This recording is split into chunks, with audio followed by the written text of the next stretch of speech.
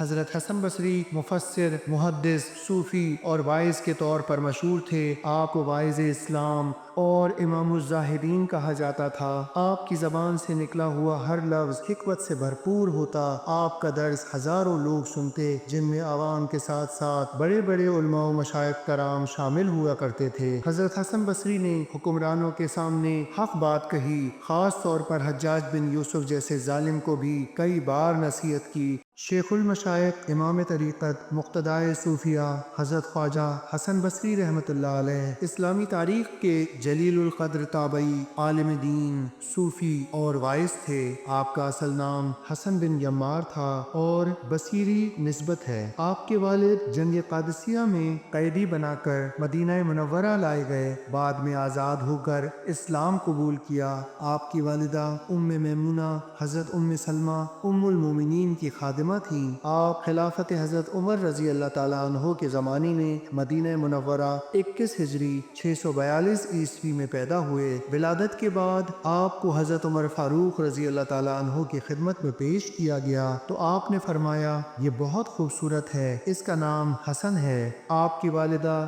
حضرت ام سلمہ ام المومنین کی خادمہ تھیں۔ جب کسی کام میں مصروف ہوتی اور آپ رونے لگتے تو حضرت ام سلمہ گود میں اٹھا لیتی۔ آپ کی پرورش اہل بیت اور صحابہ کرام کے پاکیزہ ماحول میں ہوئی۔ حضرت حسن بصری نے کم عمری میں قرآن مجید حفظ کیا۔ صحابہ کرام اور اہل بیت سے احادیث اور دینی علوم سیکھے۔ آپ نے تقریباً 120 صحابہ کرام سے علم حاصل کیا، جس میں خاص طور پر حضرت علی، حضرت عبداللہ بن عباس، حضرت عبیدہ بن عمر، حضرت جابر بن عبداللہ اور حضرت ابو ہریرہ شامل ہیں۔ آپ پر حضرت علی کی شخصیت کا بڑا گہرا اثر تھا۔ بعد ازاں آپ بصیرہ منتقل ہوئے، جہاں آپ ایک عظیم محدث، فقیہ، صوفی اور واعظ مشہور ہوئے۔ حضرت حسن بصری کی روحانی تربیت کے حوالے سے تاریخی روایت میں چند اہم شخصیات کا ذکر ملتا ہے، جنہوں نے ان کی تربیت میں اہم کردار ادا کیا، جن میں حضرت علی المرتضیٰ رضی اللہ تعالیٰ عنہ، حضرت ام سلمہ ام المومنین رضی اللہ تعالیٰ عنہا، صحابہ کرام کی صحبت، حضرت اویس کرنی کے اثر۔ حضرت حسن بصری کی روحانی تربیت ایک اجتماعی سلسلے کا نتیجہ تھی، جس میں نبی کریم صلی اللہ علیہ وآلہ وسلم کے گھرانے کا ماحول، صحابہ کرام کی پاکیزہ صحبت اور خاص حضرت علی کی بصیرت شامل تھی۔ ان عوامل نے انہیں زہد و تقوی اور حکمت کا پیکر بنا دیا تھا۔ حضرت حسن بصری کو اسلامی تصوف کی بنیاد رکھنے والوں میں شمار کیا جاتا ہے۔ کئی سلسلوں کا نسب آپ سے جا ملتا ہے، خاص طور پر سلسلہ عالیہ، قادریہ، چشتیہ اور سہروردیہ قابل ذکر ہیں۔ حضرت حسن بصری مفسر، محدث، صوفی اور واعظ کے طور پر مشہور تھے۔ آپ کو واعظ اسلام اور امام الزاہدین کہا جاتا تھا۔ آپ کی زبان سے نکلا ہوا ہر لفظ حکمت سے بھرپور ہوتا۔ آپ کا درس ہزاروں لوگ سنتے، جن میں عوام کے ساتھ ساتھ بڑے بڑے علماء و مشائخ کرام شامل ہوا کرتے تھے۔ حضرت حسن بصری نے حکمرانوں کے سامنے حق بات کہی، خاص طور پر حجاج بن یوسف جیسے ظالم کو بھی کئی بار نصیحت کی، جن کی وجہ سے آپ کی جان کو خطرہ بھی لاحق ہوا۔ آپ ہمیشہ باوضو رہتے، کثرت سے روزے رکھتے،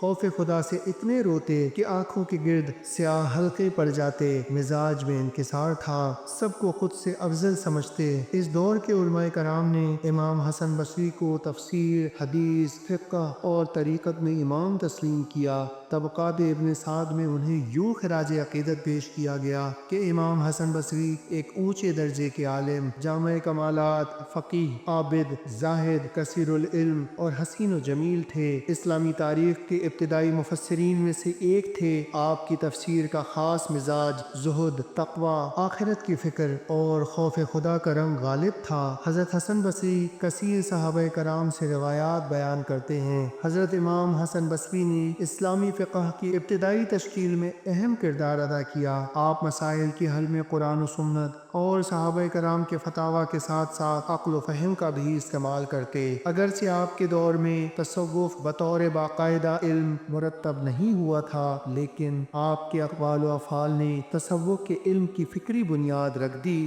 بعد کے عظیم صوفیاء کرام جیسے حضرت جبیری، حضرت ذوالنون مصری، حضرت سری سقطی اور حضرت رابعہ بصری پر گہرا گہرا اثر ڈالا۔ آپ کی تعلیمات کو تصوف کی اہم بنیادوں میں شمار کیا جاتا ہے۔ حضرت حسن بصری کی وفات 110 ہجری 728 عیسوی 5 رجب المرجب 87 برس کی عمر میں بصرہ عراق میں ہوئی۔ وہیں آج بھی آپ کا مزار ہے۔ صوفیاء کرام کا پہلا گروہ سن 661 سے 850 عیسوی تک بصیرہ اور کوفہ میں رہا۔ یہیں تصوف کا پہلا مرکز بنا اور یہیں سے یہ تحریک دنیا کے مختلف حصوں میں پھیلی۔ اس پہلے گروہ کا عہد 850 عیسوی تک مانا جاتا ہے، جس کے سرکردہ رہنماؤں کے نام حضرت اویس قرنی، حضرت امام حسن بصری، حضرت مالک دینار، حضرت محمد واسع، حضرت حبیب عجمی، حضرت فضیل بن عمار اور حضرت ابراہیم بن ادہم رہے ہیں۔